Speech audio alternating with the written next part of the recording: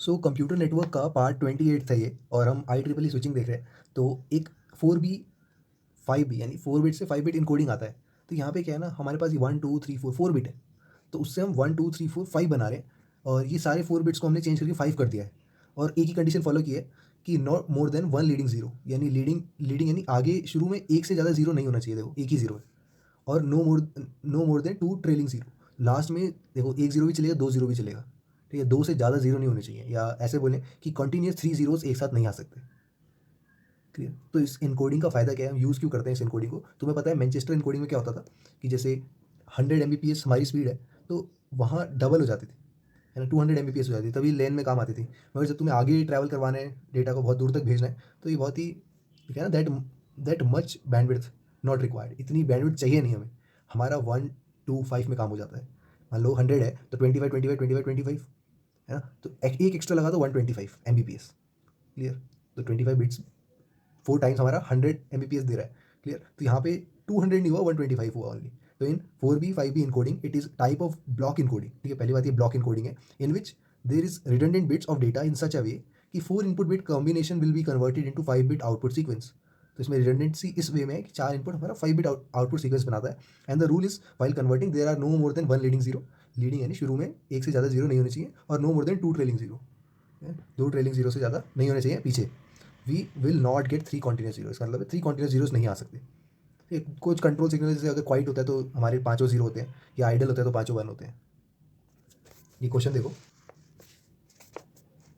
तो एक नया रूल डिफाइन हो गया है कि 4B 5B इनकोडिंग है स्कीम है। यहाँ पे every 4 bit of data are encoded into 5 bit code word. ठीक है, यही होता है, चार चार बिट जो है 5 बिट कोड वर्ड बनता है। It is required that the code word have at least at most 1 leading and at most 1 trailing zero. ठीक है, तो इन्होंने रूल चेंज कर दिया, बोला कि at most 1 leading and at most 1 trailing zero. ठीक है, यानी शुरू में और एंड में सिर्फ एक जीरो आ सकता है। How many such code word are possible? ठीक है, तो हमारा केस क्या हुआ, या तो शुरू और एंड में एक एक जीरो आ जाए। ठीक है, मैक्सिमम वाला केस मैंने लिख दिया। या क्या हो कि एक जीरो हो दूसरा ना हो, जैसे वन है यहाँ जीरो है, या फिर दोनों ही जीरो ना हो। ठीक है, ये भी चलेगा क्योंकि एटमोस्ट बोला है। तो एटमोस्ट में यानी ज़्यादा से ज़्यादा दो जीरो हो सकते हैं, एक शुरू में एक आखिरी में, यही बोला गया है। ठीक है, या ना भी हो तो चलेगा, तो वन वन। तो इस केस में क्या है, वैसे तो पॉसिबिलिटी हमारे पास अगर ये सब नहीं दिया होता, तुम्हें पता है 5 बिट बना रहे हैं तो 2 की पावर 5, 2 की पावर 5 यानी क्योंकि कंडीशन हमारे पास जीरो और वन है ना, बाइनरी है, तो 2 की पावर 5 32 होता है। ठीक है, मगर यहाँ की हमारे चीज़ है, तो जीरो और जीरो, जीरो स्टार्टिंग में और एंडिंग में है, तो एट मोस्ट 1 जीरो, यानी इस जीरो के बाद फिर से जीरो नहीं आ सकता, इस जीरो से पहले फिर से जीरो नहीं आ सकता। इसका मतलब सिर्फ वन आ सकता है। क्लियर? तो वन और वन, और बीच में जीरो या वन कुछ भी चलेगा।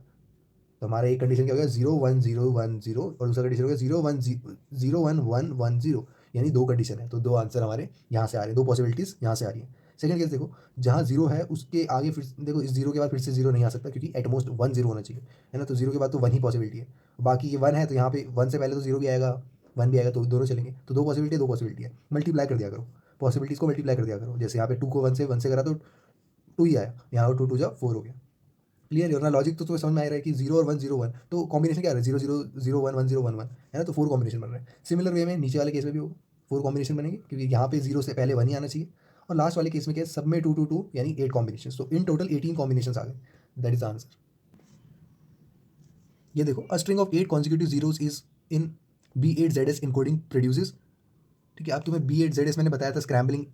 ठीक है, AMI प्लस स्क्रैम्बलिंग करते हैं, तो यहाँ पे B8ZS में क्या देखा था, अगर नहीं याद आ रहा तो मैं तो पिछली वीडियो देख लेना एक बार जाके। ठीक है, पिछली वीडियो में हमने बताया था कि एक वॉयलेट होता है और एक बाइपोलर होता है। ठीक है, तो ये जो वॉयलेट बिट होती है, लेट्स से कि थोड़ा रिवाइज कर लो कि वन है उसके बाद 8 जीरो है कॉन्सिक्यूटिव, तो वन के बाद क्या होता है कि बाइपोलर में क्या होता है, नेक्स्ट नीचे आना चाहिए था, वन के बाद -1 आना चाहिए था, मगर ये वॉयलेट कर देता है एक टाइम और दूसरी बार भी वॉयलेट करता है, तो 2 टाइम्स वॉयलेशन है। ठीक है, ये ऐसे देख लो कि 3 जीरोस के बाद एक पहला वॉयलेशन, फिर बाइपोलर, फिर जीरो, फिर वॉयलेशन। ठीक है, दो वॉयलेशन है तो two violation. Match the following encoding में क्या है कि अभी अभी हमने 4B 5 भी देखा। 4B 5 भी मैंने क्या बताया, ब्लॉक कोडिंग होता है ना? ब्लॉक कोडिंग है। AMI इनकोडिंग है, बाइपोलर इनकोडिंग है, ये पता है। ठीक है, MLT इनकोडिंग क्या है, मल्टी ट्रांजिशन। MLT 3 अगर भूल गए हो तो याद होगा कि 1 0 और -1 के बीच में घूमता है, तो यानी मल्टी ट्रांजेक्शन है। और मैनचेस्टर हमारी पोलर इनकोडिंग है। क्लियर? तो इस तरह हमने मैचिंग कर दी। फ्रेम फॉरवर्डिंग टेक्निक देख लेते हैं। फ्रेम फॉरवर्डिंग होता क्या है स्विचिंग में, ये देख लेते हैं। देखो, स्टैंडर्ड इथरनेट हमारा 10 बेस 5 होता है, बैंडविड्थ 10 Mbps। तो यहाँ पे हम देखने वाले हैं स्विच्ड इथरनेट। ठीक है, इसमें 100 बेस TX, टी मतलब ट्विस्टेड पेयर, एक्स मतलब केबल, केबल दो केबल यानी दो पेयर है, यानी 4 केबल। तो बैंडविड्थ इसकी है 100 Mbps, क्योंकि टेक्नोलॉजी एडवांस हो रही है तो हमारे पास ये यूज़ हो रहा है। तो यहाँ पे हेयर लेंथ केबल डिक्रीज, अब तुम्हें बताया हुआ है कि हमने पिछले पिछले लेक्चर में किया था कि लेंथ डिक्रीज हो जाएगी L/10। है ना। तो यहाँ पे देखो स्विच इथरनेट की बात हो रही है, पहले हमने स्टैंडर्ड इथरनेट देखा, अब स्विच इथरनेट में क्या है कि पहले क्या होता था, जैसे 1 2 3 4 5 6 7 8 ये टोटल 8 सिस्टम लगे हुए हैं इसके साथ, ठीक है। पहली बात तो लेंथ कम हो गई।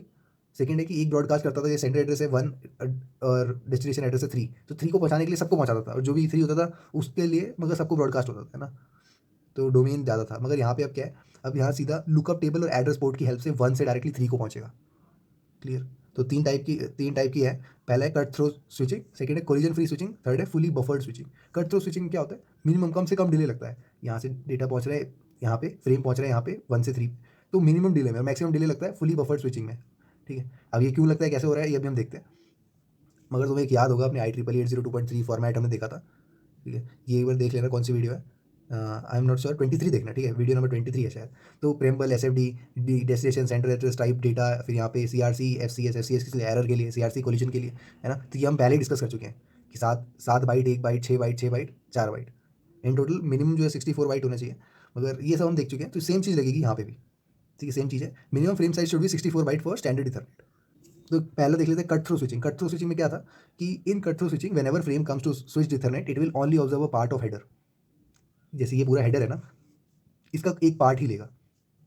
It will only observe part of header, it will not scan the entire frame, पूरी फ्रेम को स्कैन नहीं करेगा, ठीक है। एंड द फ्रेम, ये पूरी फ्रेम है, इसको पूरा स्कैन नहीं करेगा। तुम्हें देखो 1 से लेकर 3 तक पहुंचना है, ठीक है, 1 को पहुंचाना है 3 तक, तो कि पूरी फ्रेम ना बिना देखे कैसे पहुंचाया जा सकता है, सिर्फ डेस्टिनेशन एड्रेस तक देखा जाए, है ना, कहाँ पहुंचाना है, 3 को पहुंचाना है स्टेशन, ठीक है। तो इतना ही देख के काम हो गया डेस्टिनेशन एड्रेस तक, क्लियर।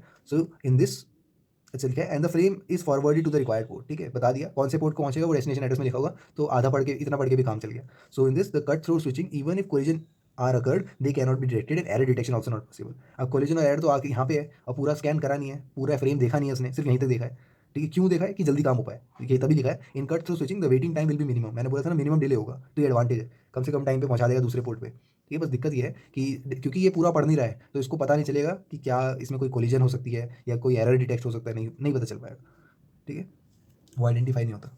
अब कोलिजन फ्री स्विचिंग नाम से ही समझ में आ रहा है कि इसमें क्या होगा, कोलिजन का पता चल जाएगा, मगर एरर का पता नहीं चल पाएगा, सिंपल भाषा में बोले तो।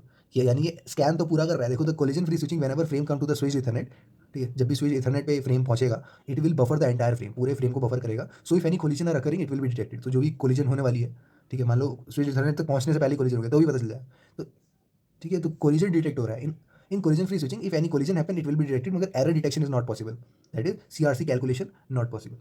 Fully buffered switching, fully buffered switching में क्या होता है, तो मैं बता ही दिया कि यहाँ पे क्या है, पूरा तो स्कैन हो गई, मगर इसमें कोलिजन डिटेक्ट हो जाएगी इमीडिएटली, और if noise modify the frame then the calculated FCS frame check sequence will not be equal to received FCS, then also the frame will be dropped. यानी पहले कोलिजन में सिर्फ कोलिजन डिटेक्ट हो रही थी, ठीक है, मगर यहाँ पे देखो error detection not possible, CRC लिखा है ना, एरर डिटेक्शन तो हमारा FCS होता है, फ्रेम चेक सीक्वेंस से, ठीक है। तो ये करेक्ट कर लेना, मैं यही कंफर्म कर रहा था। मैं फुली बफर्ड स्विचिंग में बोल रहा हूँ कि FCS क्यों यूज होता है, नॉइज मॉडिफाई अगर कर दिया ना फ्रेम को, तो हमारा फ्रेम चेक सीक्वेंस क्या करेगा, इक्वल नहीं होगा to receive frame check sequence. इसका मतलब then also the frame will be dropped, इसका मतलब नॉइज की वजह से कुछ दिक्कत आ गई, ठीक है। If collision has not happened and noise has not modified the data it will be transmitted to concerned port. तो अगर कोलिजन नहीं हुई होती या नॉइज नहीं आया होता, तो फिर हमारा आराम से पहुंच जाता है उस पोर्ट तक। ड्रॉबैक यही है कि टाइम लेता है, delay is high, clear. Ethernet में फिर से बताया मैंने तुम्हें, एक बार दोबारा देखो, अब इथरनेट देखते हैं कि 10 base 5 में बैंडविड्थ हमारे 10 Mbps रहते हैं, केबल लेंथ अगर L है ना, तो जब टेक्नोलॉजी एडवांस हो गई तो हमारी केबल लेंथ L/10 हो गई, ठीक है। और हम पहले बस टोपोलॉजी यूज़ करते थे, 10 Mbps में मैक्सिमम स्पीड जाती थी बस टोपोलॉजी, और शेयर चैनल हुआ करता था, CSMA CD यूज़ करते थे। ट्रांसमिशन टाइम जो होता था, transmission delay two into propagation time होता था, ये भी बात हो चुकी है। और साथ में सपोर्ट करता है मिनिमम 64 बाइट, ये सब बात हो चुकी है, ठीक है। मगर अभी हम क्या देख रहे हैं, हम थोड़ा एडवांस टेक्नोलॉजी देख रहे हैं, दैट इज स्विच्ड इथरनेट। अभी बताया मैंने तुम्हें, इसको ब्रिज इथरनेट भी बोल सकते हैं। बैंडविड्थ इसमें 100 Mbps रहती है, स्टार टोपोलॉजी यूज़ होती है, क्लियर। तो स्विच इथरनेट मान लेते हैं 100 base TX यूज़ हो रहा है, TX मतलब ट्विस्टेड पेयर टू, ये 4 केबल है, 2 पेयर है, ठीक है। तो 2 के पेयर है केबल्स के, इसलिए हम एक्स बनाते हैं केबल के 2 पेयर्स को दिखाने के लिए, ठीक है। तो यहाँ पे तुम देखो कि एक ऑटो नेगोशिएशन नाम की प्रॉपर्टी आती है, ये इसको बोलते हैं बैकवर्ड कंपैटिबल। जैसे अगर तुम वर्जन यूज़ करते हो, जावा का नया वर्जन यूज़ करा, जावा 11 यूज़ कर लिया, तो जावा 11 कंपैटिबल होता है जावा 8 के प्रोग्राम भी रन कर देता है। जावा 8 तो बैकवर्ड है ना। तो ऐसा ही कुछ है, कहने का मतलब है, मान लो स्टेशन पोर्ट 1 से क्या है, 10 Mbps स्पीड है मैक्सिमम, मगर पोर्ट 2 में 100 Mbps है, तो पोर्ट 1 के लिए स्पेशली क्या होगा, 10 Mbps का रेजोनेट करेगा, और ये इसके लिए 100 Mbps, ठीक है। तो ऑटो नेगोशिएट होता है, क्लियर।